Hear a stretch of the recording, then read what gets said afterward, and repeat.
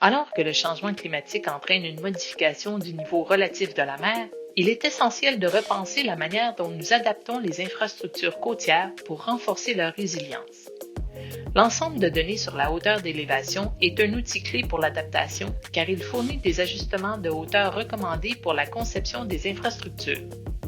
Il aide les urbanistes, les ingénieurs et les chercheurs spécialisés dans les zones côtières à intégrer l'évolution du niveau de la mer dans la planification, favorisant ainsi le développement de littoraux plus résilients. La conception des infrastructures s'est traditionnellement appuyée sur une référence historique, combinant le niveau moyen de l'eau en 2010 avec les niveaux d'eau extrêmes passés, comme les zones de tempête et les marées, tout en tenant compte d'un niveau d'inondation acceptable. Cependant, avec le changement climatique qui remodèle notre environnement, les données historiques ne suffisent plus. Pour améliorer la résilience des infrastructures, il faut une base de référence prospective qui intègre une hauteur d'élévation en plus des références historiques.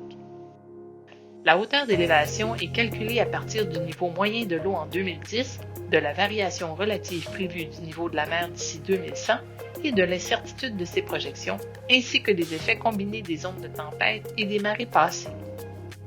En utilisant les données climatiques actuelles et projetées, les communautés peuvent concevoir des infrastructures côtières qui s'adaptent à l'élévation du niveau de la mer et à l'évolution des risques d'inondation.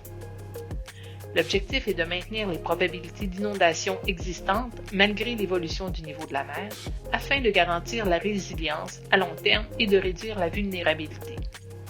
Pour en savoir plus sur la hauteur d'élévation et le changement relatif du niveau de la mer, consultez données-climatiques.ca.